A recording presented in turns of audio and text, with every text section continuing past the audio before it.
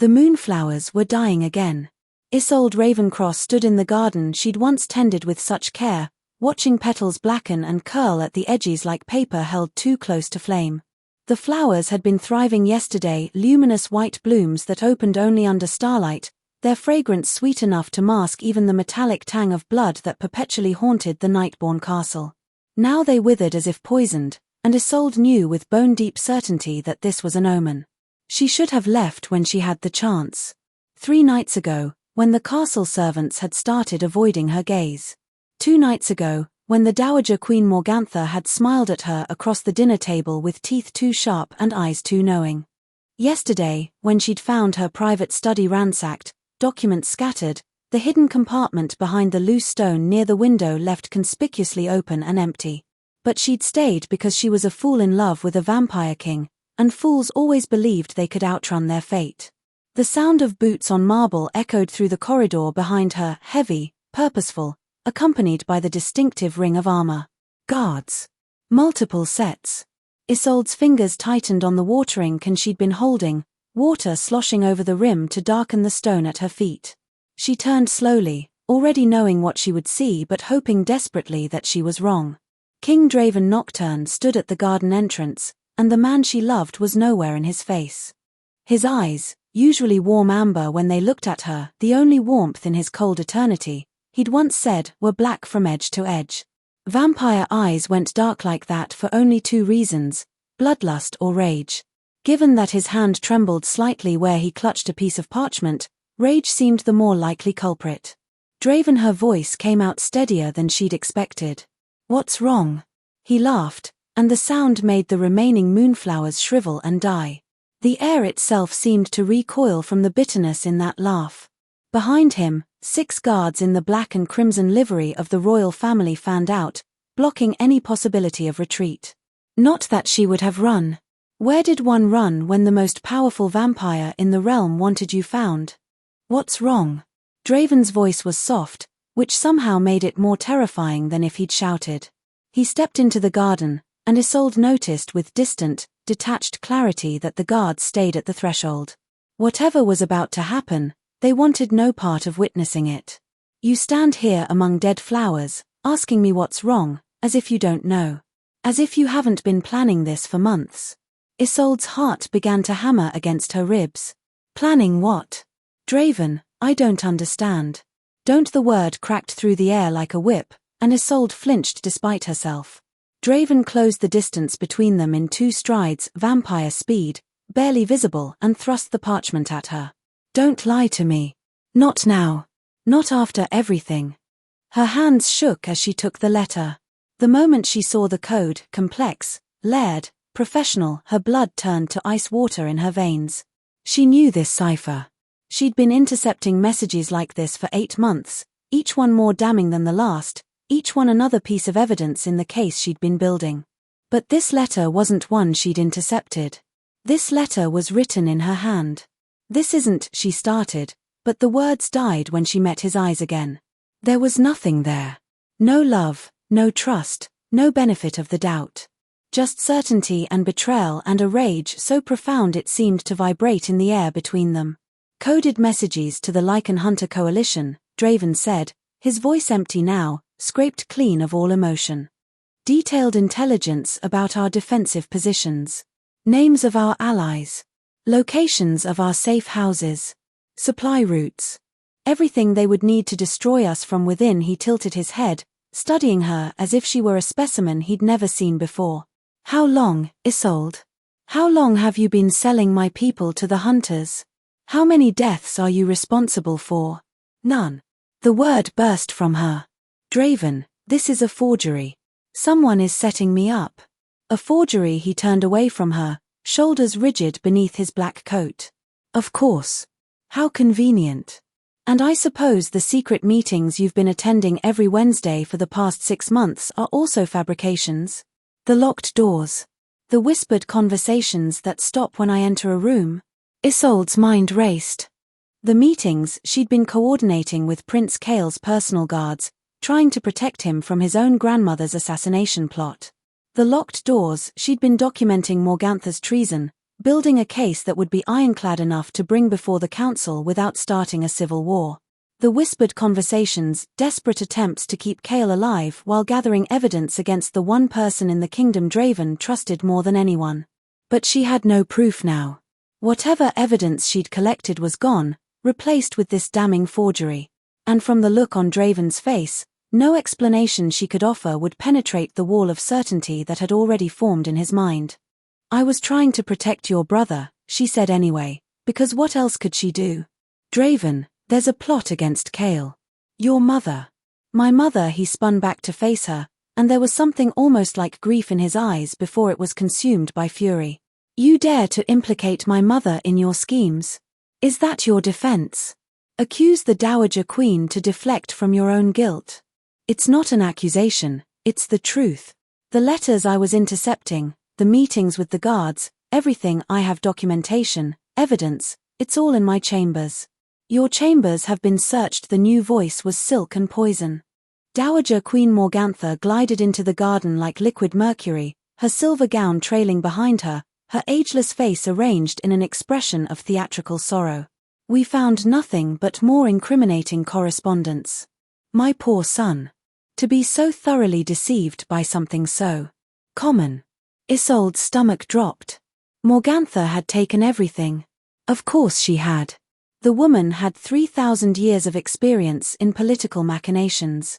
She'd probably been planning this moment since the day Draven had first brought a human into the castle as his consort.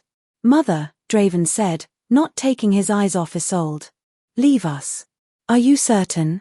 She could be dangerous." "Leave us." The command in his voice was absolute, and even Morgantha knew not to push further. She inclined her head with false deference and withdrew, but not before giving Isolde a smile that promised suffering. Silence filled the garden. Somewhere in the castle, a clock chimed midnight. The witching hour. How appropriate. "I love you," Isolde said quietly, desperately. "Draven, I love you. I would never betray you. Please, just give me a chance to prove." "Love," he laughed again, that terrible sound. "You speak of love while holding evidence of your treachery in your hands. Do you think I'm a fool, Isolde? Do you think 2 years of warming my bed has made me soft enough to ignore treason?" The cruelty in his words stole her breath. This was worse than rage. This was contempt. "I trusted you," Draven continued, his voice dropping to barely above a whisper. "I gave you everything. Access to my kingdom, my resources, my secrets. I defied centuries of tradition to make a human my consort. I loved you more than my own immortal soul. And you," his voice cracked, just for an instant, before hardening again. "You made me a fool." "No," Isolde whispered, tears burning tracks down her cheeks. "No, Draven, please." "Guards." His shout made her jump. The 6 armored vampires appeared instantly, as if they'd been waiting just out of sight for this exact moment. "Seize her." Silver chains. "Draven, no." But they were already on her. Strong hands gripped her arms, wrenching them behind her back. The watering can fell from her nerveless fingers, shattering on stone. And then came the chains, silver, burning, specifically designed to contain vampires but even more agonizing against human flesh. Isolde screamed as the metal seared her wrists, the smell of her own burning skin filling her nostrils. "Take her to the throne room," Draven commanded, his back still turned. "Assemble the entire court. Every noble in the kingdom will witness what happens to traitors." "Draven." Isolde struggled against the guards, but they were ancient and strong, and she was just a human woman who'd had the extraordinary arrogance to believe she could matter to a vampire king. "Draven, look at me. Look at me." He turned then, and what she saw in his face would haunt her through everything that came after. Not hatred would have been easier to bear. What she saw was nothing. A door slamming shut. A decision made. The death of everything they'd been to each other. "You will address me as your majesty," he said coldly. "Or not at all." The guards dragged her from the garden. The last thing she saw was Draven standing among the dead moonflowers, his fists clenched, his shoulders rigid, as he stared at the place where she'd stood and pretended not to hear her screaming his name. The throne room was a cathedral of shadow and malice. Massive obsidian pillars stretched toward a ceiling lost in darkness, each one carved with the history of the Nightborn dynasty, 3,000 years of conquest, power, and blood. Hundreds of candles burned in iron sconces, but their light seemed swallowed by the pervading gloom, creating more shadows than illumination. The air smelled of stone and old magic and the particular coldness that came from concentrating too many vampires in one space. The room was packed. Word had spread through the castle with supernatural speed, the king's consort, accused of treason. Every vampire noble who could reach the throne room in time was there, lining the walls, filling the balconies, their eyes glowing with various colors in the dimness. Some looked at Isolde with pity as she was dragged down the center aisle. Most looked at her with something far uglier. A human had risen above her station, had taken a place among immortals, and now she would fall. The schadenfreude was palpable. The guards threw her down at the base of the dais. The silver chains kept her on her knees, and when she tried to rise, one of the guards pressed a hand to her shoulder, not roughly, but firmly. A warning. She subsided, focusing on keeping her breathing steady despite the pain radiating from her wrists. The burned flesh was already blistering, and the smell made her want to vomit. Draven sat on his throne of black stone, carved from a single piece of obsidian mined from the heart of a dying star, or so the legends claimed. He looked like something from a nightmare made flesh, beautiful and terrible and utterly unreachable. The crown of black diamonds on his head caught what little light existed and seemed to devour it. The room fell silent. Even the whispers died away. When a vampire king commanded attention, he received it absolutely. Isolde Ravencross, his voice carried through the cavernous space without effort. You stand accused of high treason against the Nightborn kingdom. The charges are as follows: espionage, conspiracy with enemy forces, betrayal of the crown, and the willful endangerment of this realm and its people. How do you plead? Not guilty. Her voice was smaller than his, but it didn't shake. She had that, at least. Her dignity. Her truth. Even if no one believed it. My lord, if you would allow me to explain. She speaks out of turn. Morgantha's voice rang out from somewhere to Isolde's right. The Dowager Queen stepped forward into the light, her hands clasped before her in an attitude of sorrowful disappointment. My son, I know this is difficult. To discover that one you held dear has betrayed you so thoroughly. But you must not let sentiment cloud your judgment. The evidence is overwhelming. Mother, Draven said quietly, dangerously, she will have her chance to speak. Will she? Morgantha turned to address the assembled court, her voice rising with theatrical passion. And will you believe her lies? Will you let her tears and protestations of innocence sway you from what you know to be true? This human has made a fool of our king. She has compromised our security, put all of our lives at risk, shared our most intimate secrets with those who would see us destroyed, and for what? Money? Ideology? Some misguided loyalty to her own kind? She whirled back to Draven. She does not deserve a platform for her deceptions. She deserves only justice. The crowd murmured agreement. Someone in the balcony threw something, a goblet, perhaps, or a bottle. It shattered near Isolde's head, spraying her with what smelled like blood wine, the thick, clotted vintage vampires preferred. Isolde flinched but didn't cry out. Enough. Draven's word cracked through the room like lightning. Instant silence followed. He stood, descending the dais steps with measured precision. Each footfall seemed to echo in Isolde's chest. He stopped directly in front of her, forcing her to crane her neck back to meet his gaze. Isolde. I will ask you questions. You will answer them truthfully. And if I sense even the slightest hint of deception, he let the threat hang unfinished. Isolde swallowed hard.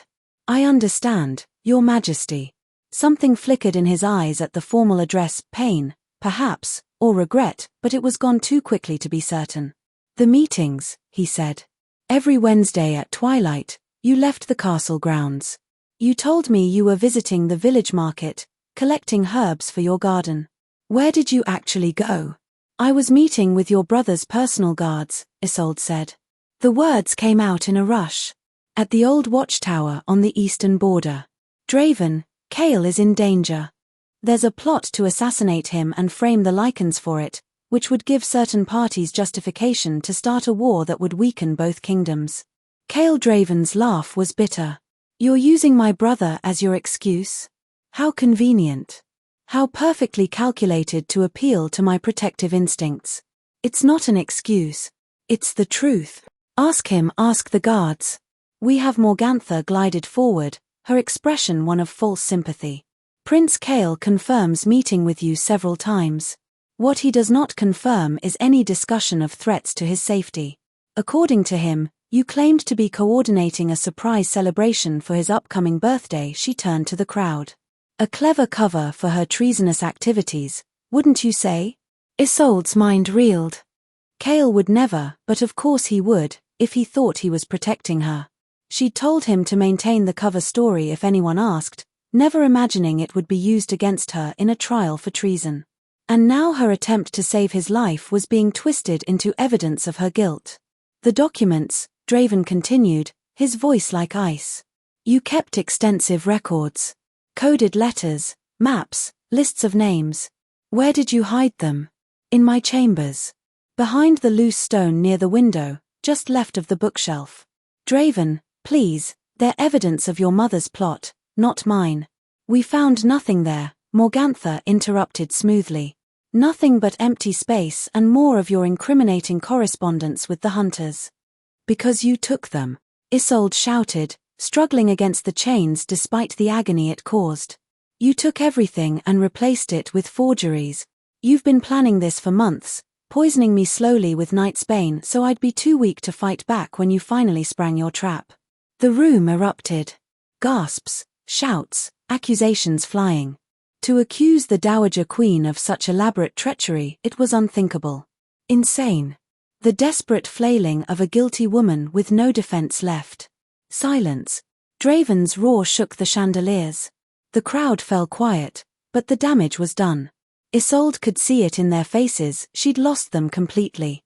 Even those who might have been sympathetic now looked at her with disgust. Accusing Morgantha was a step too far. Draven stared down at her, and for just a moment, one brief, agonizing moment, she saw doubt flicker across his face. He wanted to believe her. Some part of him, the part that had loved her, that had planted moonflowers in a garden just to see her smile, wanted desperately to believe there was some explanation that would make this all make sense. But then his jaw tightened, and she watched the doubt die. My mother, he said quietly, each word carefully controlled, has served this kingdom for 3 millennia. She has guided 5 kings, prevented countless catastrophes, and safeguarded our people through wars, plagues, and the long darkness of the hunter purges. You have been here 2 years. And you expect me to believe that she, not you, is the traitor?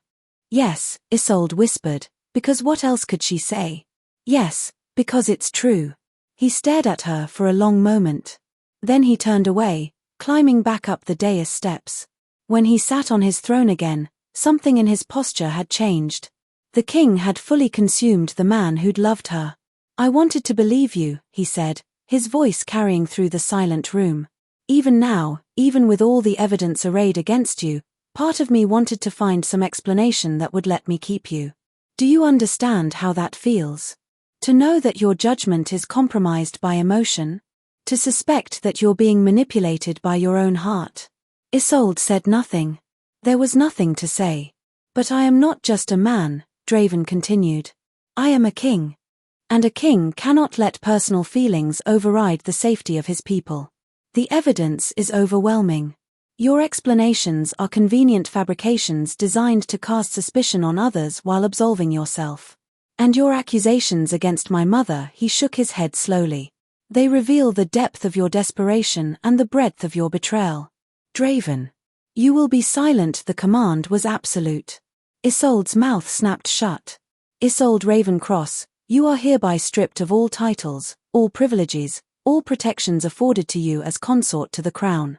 You are declared traitor to the realm and enemy of the Nightborn kingdom. The words fell like hammer blows. Each one seemed to physically impact her chest, driving the air from her lungs. You will be taken to the crimson depths, where you will be held until you confess the full extent of your betrayal. Until you provide names every co-conspirator, every piece of intelligence you sold, every life you endangered. And you will remain there until I am satisfied that you have told me everything. No, Isolde breathed. No, Draven, please. But the guards were already hauling her to her feet. The chains tightened, burning deeper. She could feel her skin blistering, peeling, the agony making her vision white at the edges. Your Majesty, she tried one last time, using the formal address he'd demanded, hoping it would pierce through his anger. I love you. I have only ever loved you. Please, don't do this. For just an instant, his mask slipped. She saw pain flash across his face, raw and devastating. But then it was gone, replaced by something harder. Love, he said softly, so only she could hear as the guards dragged her past the throne, is not enough. Trust is what matters. And you destroyed that the moment you chose betrayal over truth. I chose nothing but you, she whispered back. I have always chosen you. He turned away, his profile carved from stone. Take her. As the guards pulled her toward the dungeon entrance, Isolde heard Draven speak again, his voice carrying through the throne room with terrible clarity. One more thing. The court fell silent again. To ensure there is no confusion about where my loyalties lie. To demonstrate that traitors hold no power over this throne or its king. Isolde's heart stuttered. She knew, somehow, what was coming. Knew it with the sick certainty of inevitability. Lady Sylvana Moreau. Draven extended his hand, and a woman emerged from the shadows near the throne, tall, elegant, with hair like spun copper and eyes that had always watched Draven with barely concealed hunger. You have done me the honor of accepting my courtship. I would be pleased if you would stand with me now, as my companion and, in time, my queen. The room erupted in applause. Sylvana's smile was triumphant as she glided forward, taking Draven's hand and pressing herself against his side in a display of possession that made Isolde's stomach turn. She watched as Draven's arm came around Sylvana's waist, the same way he'd held her, the same casual intimacy that had once meant everything. My king, Sylvana purred, just loud enough for Isolde to hear. You honor me. The honor is mine, my lady. His voice was warm when he spoke to Sylvana. Warm in a way it hadn't been when he'd addressed Isolde. He was doing it deliberately, Isolde realized with sick clarity. Hurting her. Punishing her. Making sure she understood exactly how thoroughly she'd been replaced. Isolde felt something inside her chest crack. Not her heart, that would have been too simple, too clean. This was deeper.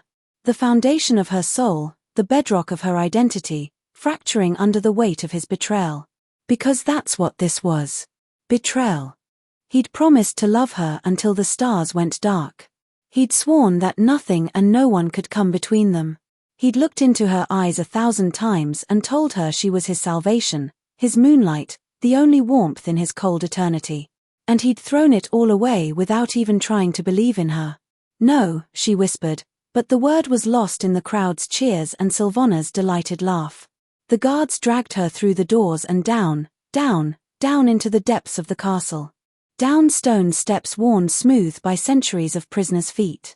Down past the wine cellars and storage rooms. Down past the burial vaults where ancient nightborn kings slept their eternal sleep. Down into the darkness where the castle kept its worst secrets and its most dangerous prisoners. The Crimson Depths. Even the name was a warning. The dungeons had been built during the Blood Wars, 3,000 years ago, when vampire fought vampire for supremacy and prisoners weren't kept for information, they were kept for sport. The stones down here were stained dark with centuries of suffering. The air tasted of rust and despair. And the cold vampire dungeons were kept cold enough to slow human metabolism, to make every moment of consciousness an exercise in endurance. Her cell was small. 10 feet by 10 feet, with a ceiling so low she could touch it if she stood on her toes. No window. No furniture except a wooden bucket in the corner that she tried not to think about. The only light came from a single torch in the corridor outside, its flame guttering and dim. They chained her to the wall, proper manacles this time, not silver but enchanted iron that suppressed magic. Not that she had magic. She was just human. But the iron had other properties. It was cold in a way that went beyond temperature, leaching warmth from her body, making her bones ache. For what it's worth, one of the guards said quietly as they prepared to leave, I don't believe you did it. But that won't matter down here. The cell door slammed shut. The lock turned with a sound like finality itself. And then there was only darkness and cold and the sound of her own breathing, harsh and ragged in the confined space. Isolde pulled experimentally against the chains. They didn't budge. The manacles were designed to hold creatures far stronger than her. She was trapped completely, utterly, with no hope of escape. Above her, impossibly distant, she could hear the faint sounds of celebration. Music. Laughter. The court was already moving on, already accepting Sylvana as Draven's new companion. Already forgetting that Isolde Ravencross had ever existed. She closed her eyes and tried to breathe through the panic. Tried to think. There had to be a way out of this. Some way to prove her innocence, to expose Morgantha, to make Draven see the truth. But in the darkness and cold of the crimson depths, hope felt like a distant memory. Like something that belonged to a different person in a different life. Like the love she'd thought was unbreakable. Like the man who'd planted moonflowers in a garden just to watch her smile. The torturer came on the second day. Isolde had been drifting in and out of consciousness, the cold made sleep difficult, and the chains made comfort impossible. Her wrists were raw from the iron manacles, her shoulders screaming from being held in one position for so long. She'd stopped feeling her fingers sometime during the night. The cell door opened. Torchlight flooded in, stabbing at her eyes. She squinted against it, trying to make out the figure in the doorway. He was ancient. She could tell that immediately from the quality of his stillness, the absolute lack of movement that only came with millennia of existence. His face was a mass of old scars, his eyes milky white from too many centuries spent in darkness. When he smiled, his fangs were yellowed and worn. "Good morning, traitor," he said pleasantly. His voice had a rasp to it, like gravel sliding over stone. "My name is Vex. I'll be facilitating your confession." "I have nothing to confess," Isolde said. Her voice came out hoarse from disuse. "I'm innocent." They all say that at first Vex stepped fully into the cell, and she saw what he carried, a leather case, old and well-worn. He set it on the ground and opened it carefully, revealing an array of instruments that made her stomach turn. "But don't worry. We have time. All the time in the world. And I am very, very good at what I do." He selected something from the case, a thin blade, the metal dark and stained. "Now then. Let's start with something simple. Your contacts in the Lichen Hunter Coalition. Names and locations." "I don't have any contacts. I've never even met a Lichen Hunter." Wrong answer. The blade moved faster than her eyes could follow. Pain exploded across her left shoulder, sharp, precise, deliberately shallow. Enough to hurt but not enough to kill or even seriously injure. A warning. Isolde bit back a scream, tasting blood where she'd bitten her lip. "Let's try again," Vex said calmly. "Your contacts. I don't have any." The blade moved again. And again. Each cut measured, calculated, designed to maximize suffering while avoiding any real danger. Vex worked with the precision of an artist who'd had 3,000 years to perfect his craft. After the first hour, Isolde was crying. After the second, she was begging not for mercy, but for him to listen, to believe her, to understand she had nothing to confess. After the third, she'd gone quiet, conserving her strength, enduring. "You're tougher than you look," Vex observed as he cleaned his instruments. "Most humans break much faster.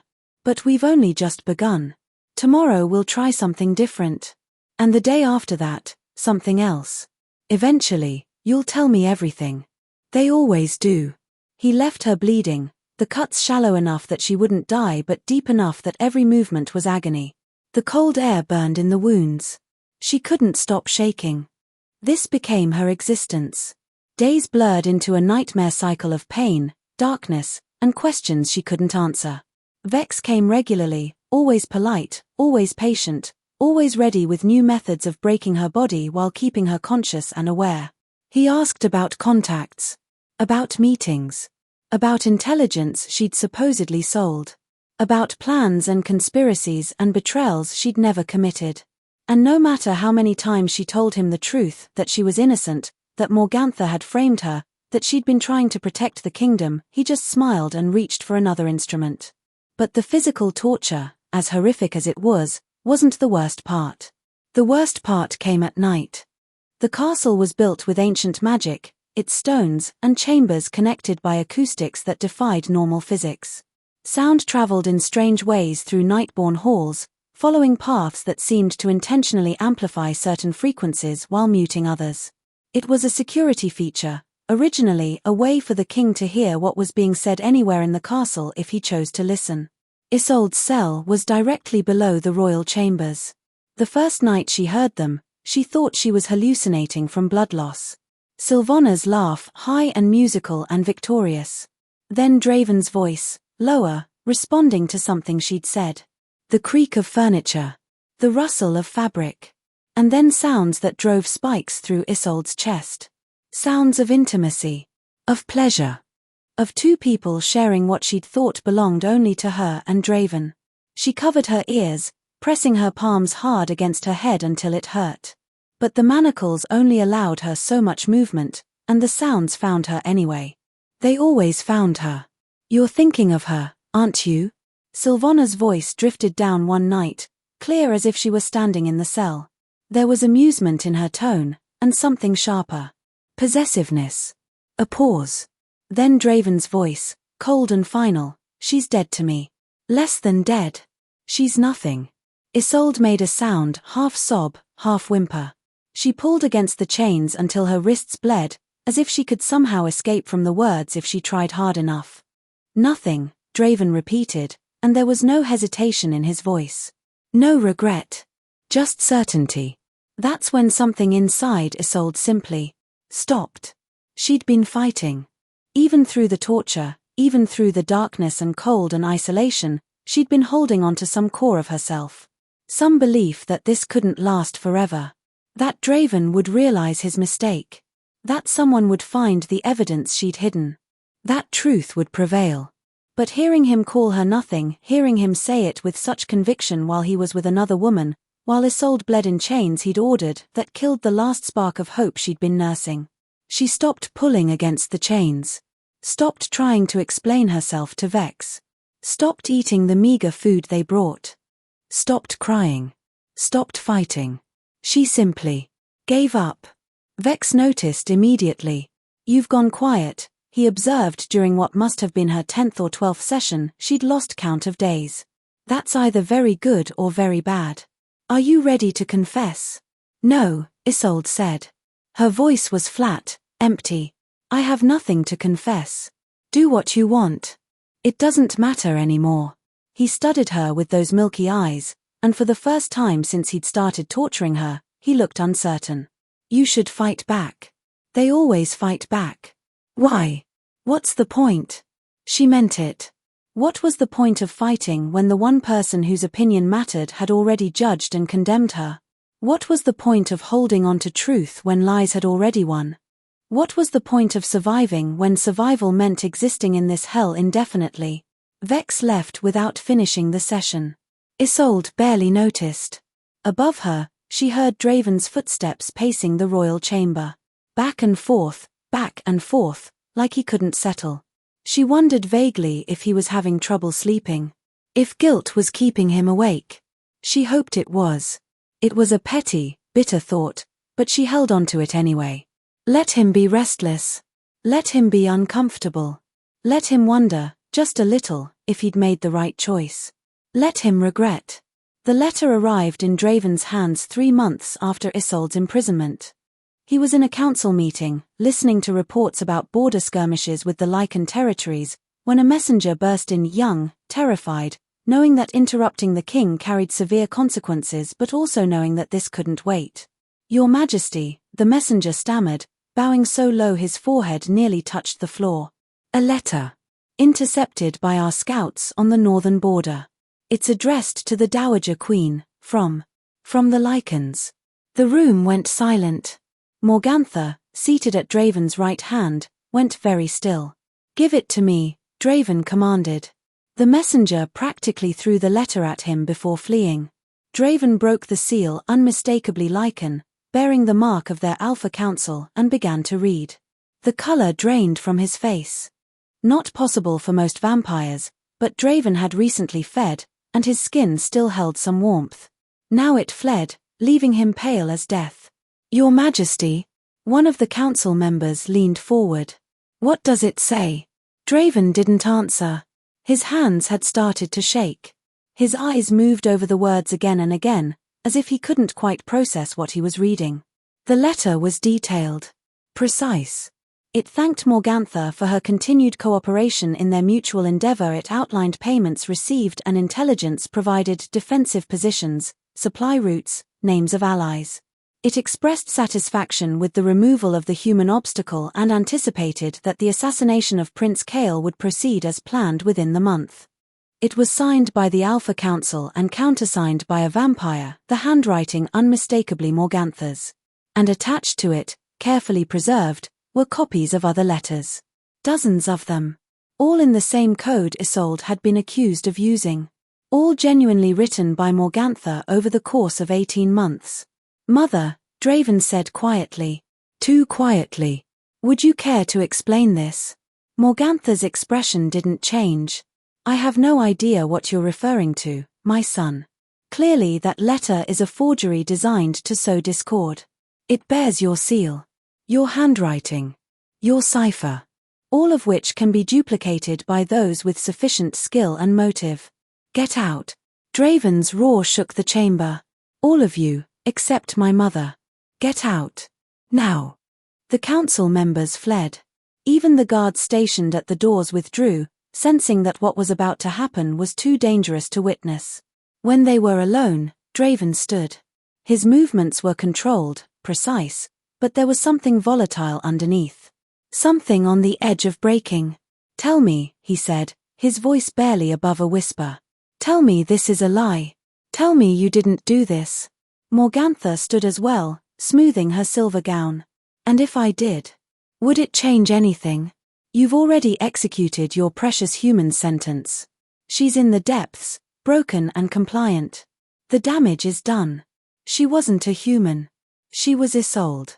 And his voice cracked. God help me, she was telling the truth. All of it. The plot against Kael. The forged evidence. Everything. Oh, Draven Morgantha's voice held something almost like pity. You're still so young, even after all these centuries. That girl was making you weak. She was influencing your decisions, softening your rule, encouraging you to make peace with the Lycans when we should be consolidating power. I did what needed to be done. You framed her. You tortured her. You poisoned her. The night's bane, she mentioned it during the trial, and I thought she was grasping at straws. A mild dose. Just enough to keep her weak and confused while I maneuvered her into position. She would have died eventually anyway. Night's bane is slow but certain. I merely accelerated the timeline. Morgantha tilted her head, studying him. Why do you look at me like that? I protected you. Protected the kingdom.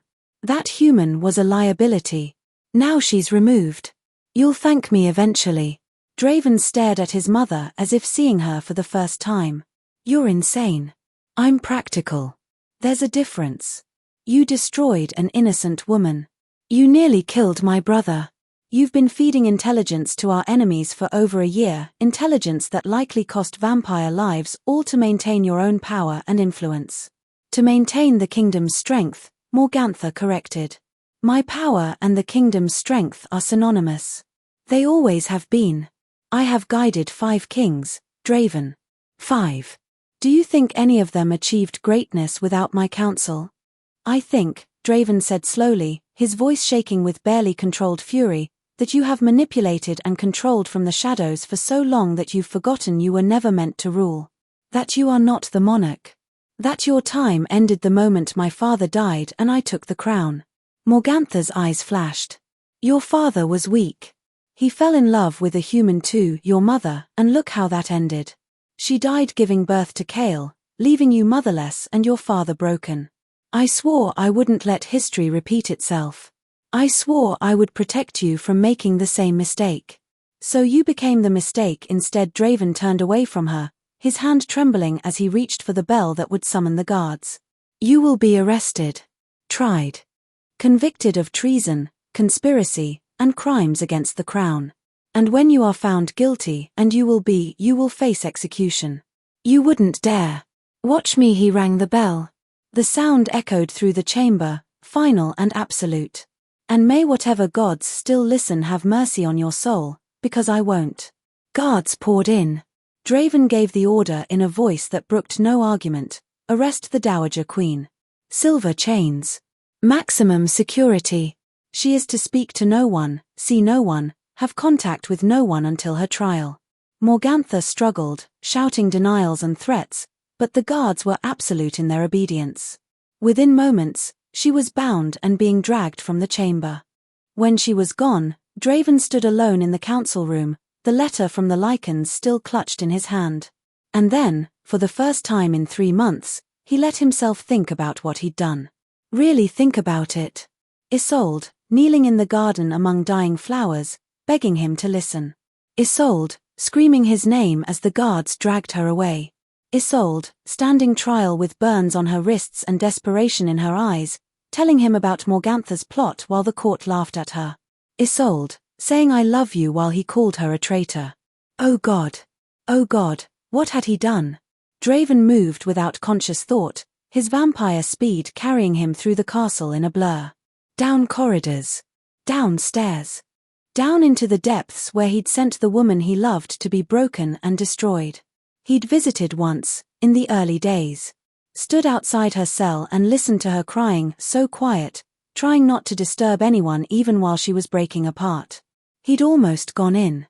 Almost stopped the nightmare he'd created. But pride and certainty had kept him outside that cell, and he'd walked away believing he was being strong. He'd been a coward.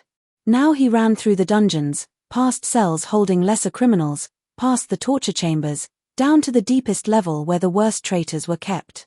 Where he'd ordered Isolde kept. Her cell was at the end of the corridor. The door was heavy iron, bound with spells. His hands shook as he worked the locks. The door swung open. The smell hit him first: blood, infection, human waste, and underneath it all the sick-sweet smell of nightsbane poisoning. The single torch in the corridor provided barely enough light to see by, but vampire eyes adjusted quickly to darkness. What he saw made him wish they hadn't. Isolde hung from the wall chains, her weight supported only by her manacled wrists because her legs had long since given out. Her head lolled forward, hair matted with blood and filth, hiding her face. She was so thin, far thinner than 3 months should account for, but of course, nightsbane poisoning would have accelerated her body's deterioration. Her clothes were rags. Her exposed skin was a tapestry of cuts, bruises, burns, and scars in various stages of healing. Isolde, he breathed. She didn't respond. Didn't move. For one terrible moment, he thought she was already dead. Then she raised her head slowly, as if it took all her remaining strength. Her eyes found his, those eyes that had once looked at him with love and trust, and there was nothing in them. No hope. No anger. Just emptiness. You, she whispered. Her voice was hoarse, damaged. Why are you here? Draven stood frozen in the doorway, unable to make his body move forward. Unable to bridge the distance between himself and what he'd done to her. His voice broke. He tried again. Isolde, I didn't know. I swear to you, I didn't know. She laughed. It was a terrible sound, like breaking glass wrapped in tissue paper. Didn't know. Is that what you came to tell me? That you destroyed me by accident? The letter. From the Lycans. It was all true, everything you said. My mother, the plot against Kale, the forged evidence.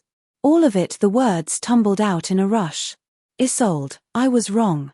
Catastrophically, unforgivably wrong. And I. Stop. The word came out flat. Dead. Just stop. I need to get you out of here. I need to. He moved forward finally, reaching for the locks on her manacles. Don't touch me. Her voice was quiet, but there was steel underneath. Don't you dare touch me. His hands fell away. Isolde, please. Please what? Please forgive you. Please understand. Please make this easier for you. She lifted her head higher, and he saw the full extent of what Vex had done. What he had ordered done. Her face was gaunt, cheekbones too prominent, eyes sunken. There were scars on her neck, her collarbone, disappearing beneath her torn clothing. You put me in chains. You called me a traitor. You had me tortured for 3 months.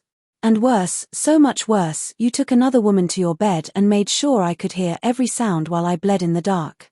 I was trying to hurt you. I wanted you to feel what I thought I felt. Congratulations, her eyes were dry now. She'd gone beyond tears. You succeeded. You hurt me in ways I didn't know it was possible to hurt.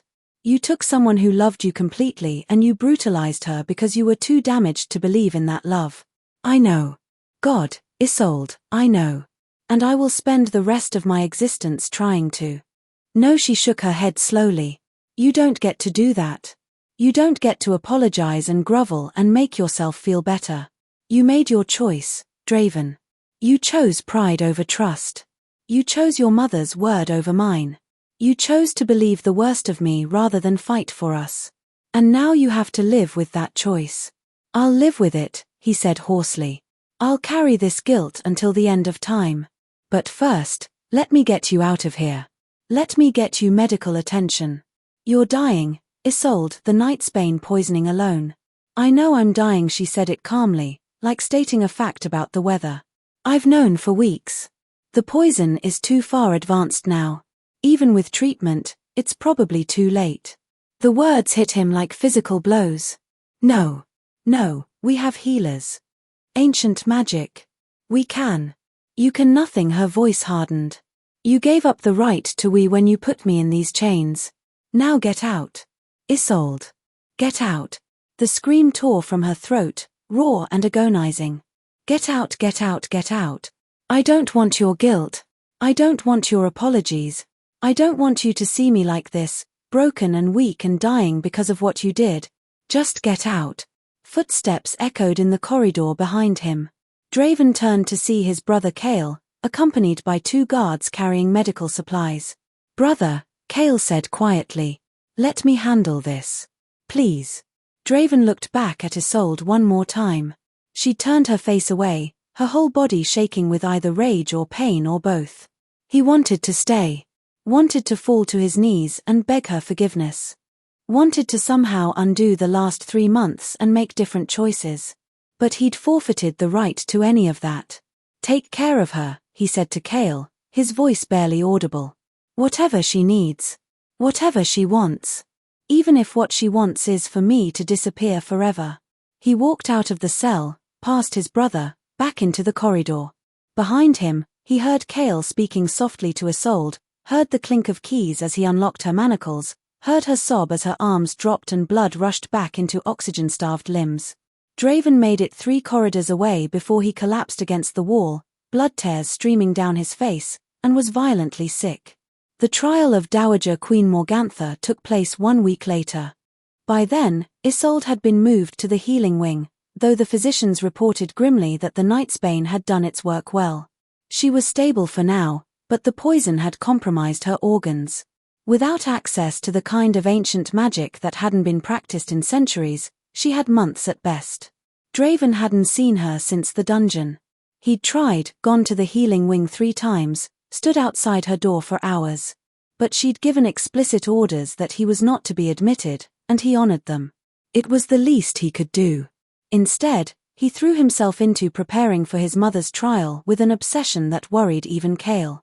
He compiled evidence, interviewed witnesses, built an ironclad case that would leave no room for doubt or mercy. The entire court would see exactly what Morgantha had done, exactly how she'd manipulated them all.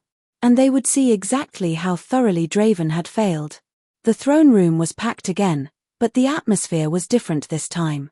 3 months ago, there had been excitement, scandal, the thrill of watching someone powerful brought low. Now there was tension, uncertainty. If the Dowager Queen, pillar of the kingdom for 3 millennia, could be a traitor, what did that say about everything they thought they knew? Morgantha stood in silver chains at the base of the dais.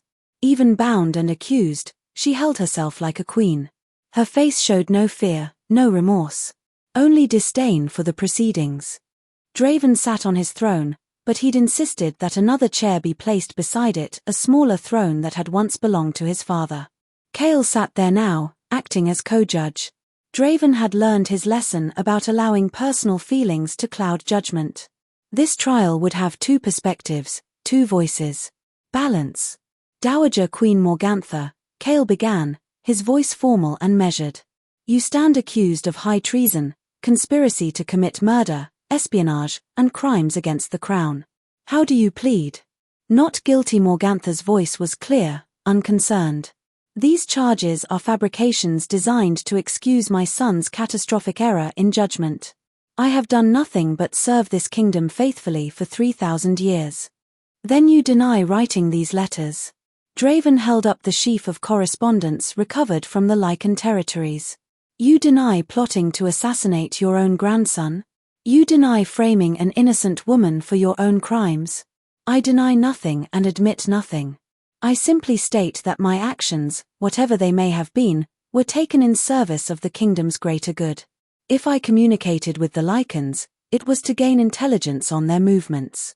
If I removed the human obstacle, it was because she was weakening your rule. I am not on trial here, your judgment is. The audacity of it stunned even the jaded court into silence.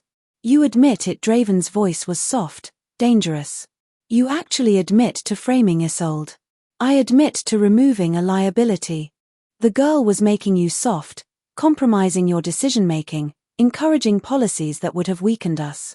She had to go. The method was regrettable, perhaps, but necessary. The method, Draven said, his hands gripping the throne's arms until the stone cracked beneath his fingers, was torture. 3 months of torture inflicted on an innocent woman. On someone his voice broke. He gathered himself with visible effort. On someone under the crown's protection. She was never worthy of that protection. She was human. Temporary. Insignificant in the grand scheme of. She was worth more than this entire court combined. Draven stood, descending the dais steps. The crowd parted before him like water.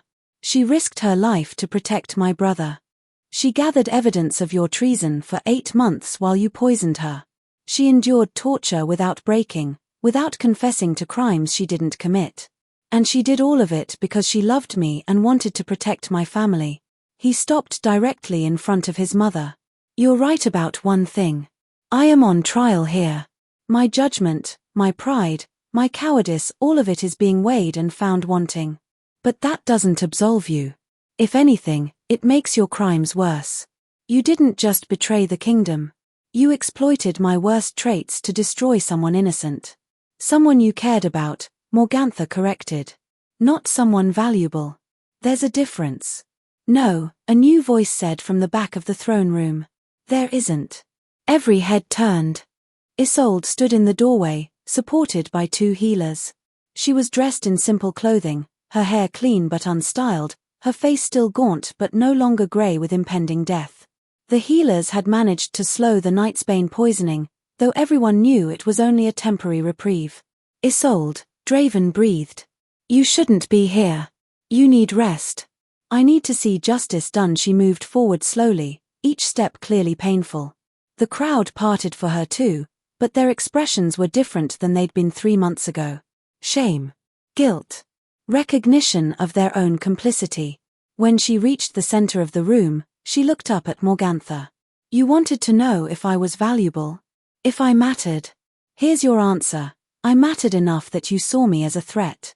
I mattered enough that you spent 8 months planning my destruction. I mattered enough that you were willing to commit treason just to remove me from his life. She gestured to Draven without looking at him. So yes, I was valuable. I just made the mistake of loving someone who couldn't see it until it was too late. Morgantha stared at her with open contempt. You're dying. The Nightsbane has done its work. Why come here to watch an old woman's trial when you could be spending your last days in comfort? Because I want you to see what you did. Isolde's voice was steady despite the pain she was clearly in. I want you to look at me, really look at me, and understand the cost of your ambition.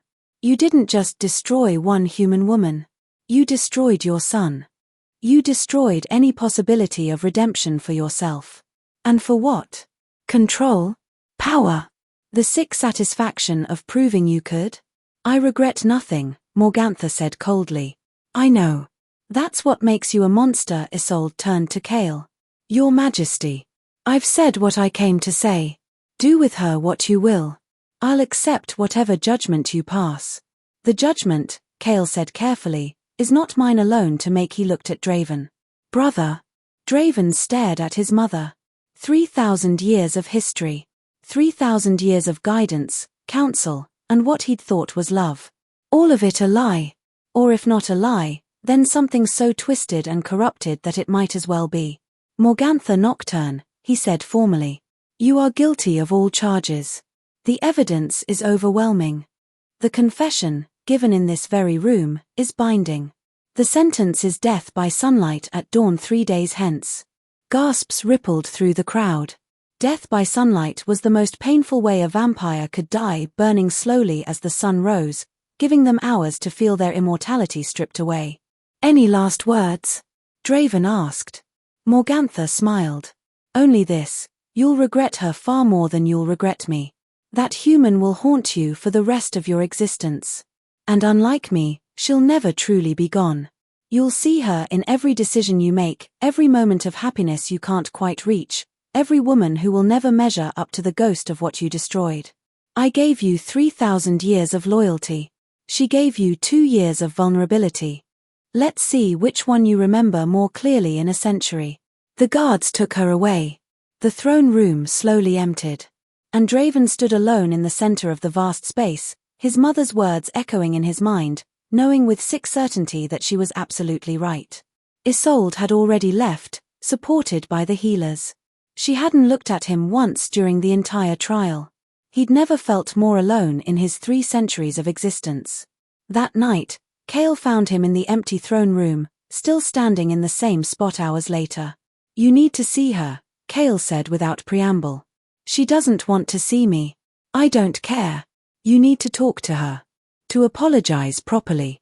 To what? Make myself feel better. Absolve my guilt.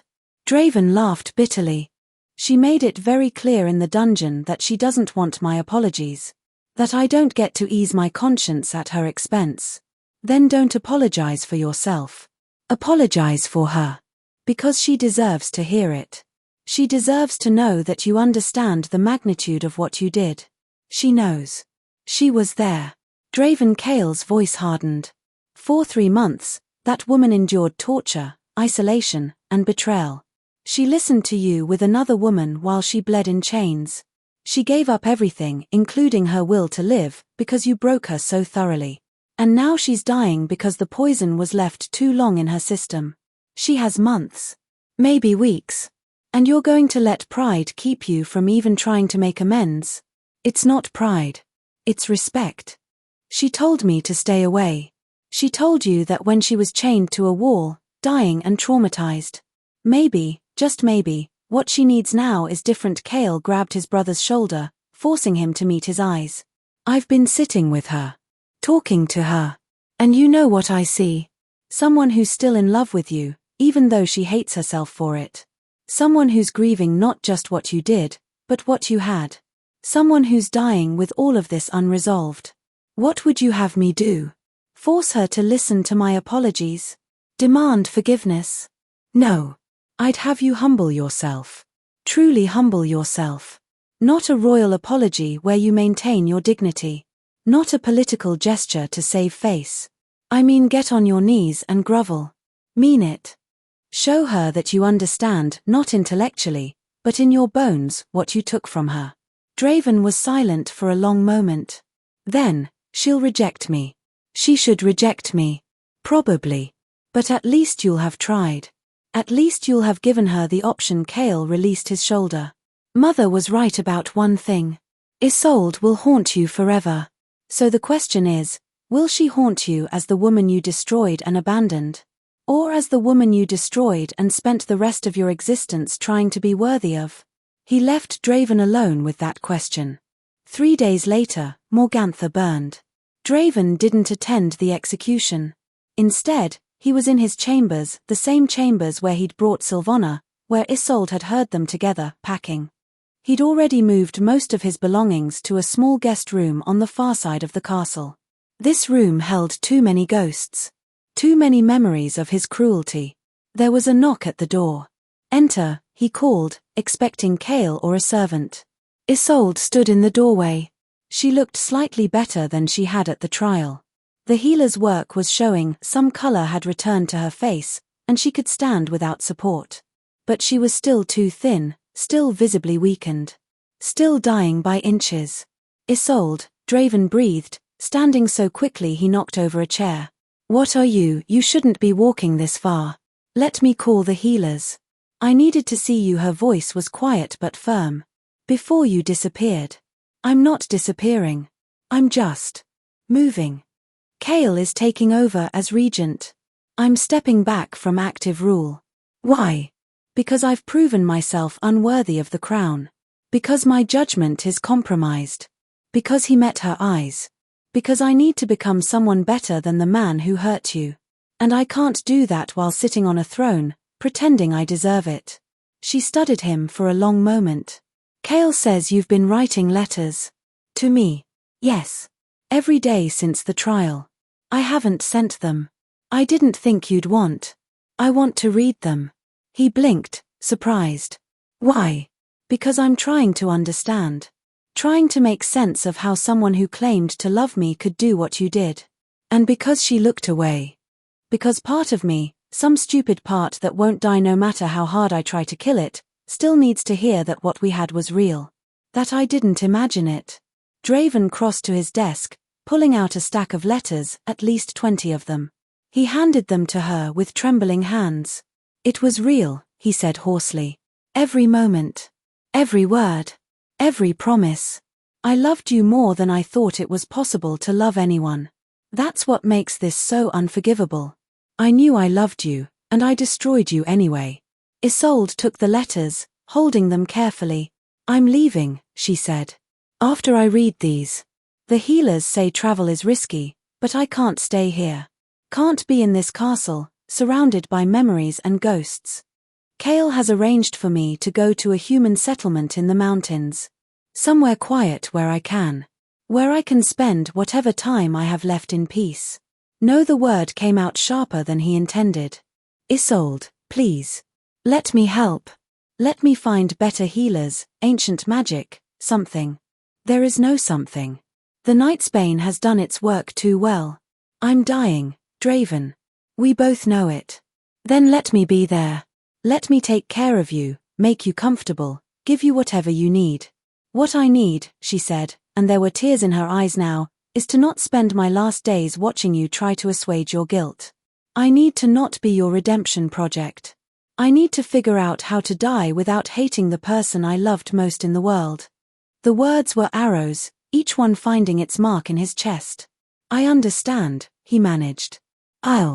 I'll stay away. But Isolde, before you go, please know this, I am so sorry. For everything. For not believing you. For the torture. For Sylvana.